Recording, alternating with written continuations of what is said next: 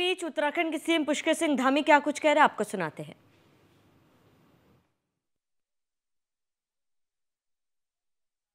जोड़ने वाली सड़क हो, ऐसे सीमांत क्षेत्रों में उधर जहां माणा से लेकर और आदि कैलाश तक के क्षेत्रों में सड़कों को पहुंचाने का काम हो। आज एनएचएआई एक विकास के लिए मजबूत स्तंभ बन चुका है। अगर हम ऐसा कहें तो इसमें कोई अतिशयोक्ति नहीं है। आज जिन 4700 करोड़ रुपए की लागत से 28 परियोजनाओं का भूमि पूजन और 2 योजनाओं का लोकार्पण हुआ है, निश्चित रूप से इन सब से एक विकास का नया अध्याय शुरू होगा और उत्तराखंड देवभूमि के साथ साथ एक डेवलप भूमि यानी विकास भूमि के नाम से भी आने वाले समय में जाना जाएगा। आप सभी जानते हैं कि देहरादून से हरिद्वार की यात्रा करना कितना कठिन होता था। अब जब पहले हम चलते थे तो 3 से 4 घंटे तक लग जाया करते थे, इतनी सड़क खराब हुआ करती थी। लेकिन अब ये समय घटकर 45 से 50 मिनट का हो गया है। भाइयों बहनों, आज हमारे प्रधानमंत्री आदरणीय मोदी जी के नेतृत्व में देश भर में जो सड़कों का जाल बिछाया जा रहा है, अटक से लेकर कटक तक, कश्मीर से लेकर कन्याकुमारी तक, रोडों में कनेक्टिविटी का विस्तार होने के साथ साथ लोगों की जो यात्रा है, यातायात है, वह भी सरल हुआ है, सुगम हुआ है, सुविधाजनक हुआ है। आप सभी को जानकर हर्ष होगा कि हमारे प्रधानमंत्री जी के द्वारा जो विकास के दीप निरंतर जलाए जा रहे हैं, उससे हमारा राज्य हर क्षेत्र में आज प्रकाशमान हो रहा है, हर क्षेत्र में आगे बढ़ रहा है।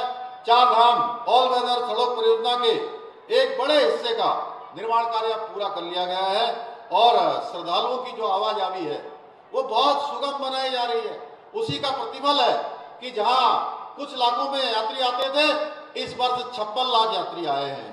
56 लाख यात्रियों ने 4 धामों के दर्शन किए हैं। हमारा राज्य छोटा है, लेकिन उसके बावजूद भी राज्य के अंदर 21 स्टेट हाईवे, 21 हाईवे और 69 स्टेट हाईवे हैं। प्रदेश में सड़कों की दशा में पहले से अद्भुत रूप से विस्तार हुआ है, सुधार हुआ है। जहां भारतमाला परियोजना में 5 महत्वपूर्ण योजनाएं चल रही हैं, वहीं दूसरी ओर ऑल वेदर प्रोजेक्ट के माध्यम से 4 धामों को जोड़ने वाले गंगोत्री, यमुनोत्री, बद्रीनाथ, केदारनाथ, ये यात्रा भी निरंतरता से सरलता की ओर आगे बढ़ रही है। और दिल्ली एलिवेटेड रोड, इसका काम तेजी से चल रहा है। अभी आदरणीय नितिन जी के साथ जब हम नीचे प्रेजेंटेशन देख रहे थे तो अधिकारियों के द्वारा ये बताया जा रहा था कि इस वर्ष नवंबर तक उस योजना का काम भी पूरा कर लिया जाएगा, जिसके पूरा होने के बाद मैं समझता हूं, मैंने एक दिन बहुत पहले कहा था कि आदरणीय नितिन जी, आप इतनी अच्छी सड़कें बना दे रहे हैं कि दिल्ली से देहरादून की जो हवाई यात्रा है उसमें टिकट लेने वालों की संख्या बहुत न्यून हो जाएगी, क्योंकि ये यात्रा महज 2 घंटे में पूरी हो जाएगी। जो सड़क से आज जो है 4 घंटे लगते हैं, आने वाले समय में इतनी कम होने जा रही है। यदि मैं उत्तराखंड की बात करूं तो आज सड़कों के क्षेत्र में हम तेजी से काम कर रहे हैं। प्रत्येक दिन 4 किलोमीटर से अधिक की सड़कों का निर्माण कर पा रहे हैं।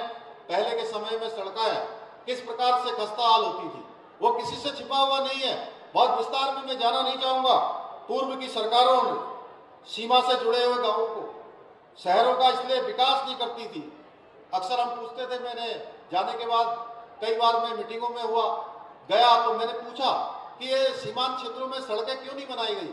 तो बोले कि पहले की सरकारें ये सोचती थी कि जो है अगर सड़क बनाएंगे तो दुश्मन जो है उस सड़कों से चलकर हमारे देश के अंदर आ जाएंगे। अरे भाई, हमारी देश की सेना हमेशा से शक्तिशाली रही है, हमेशा से साहसी रही है, हमेशा से पराक्रमी रही है। आखिर सेना पर भी इतना शक करने की आवश्यकता क्या थी? हमारे सैनिकों ने हमेशा जब जब देश के ऊपर कोई आपत्ति आई है, किसी ने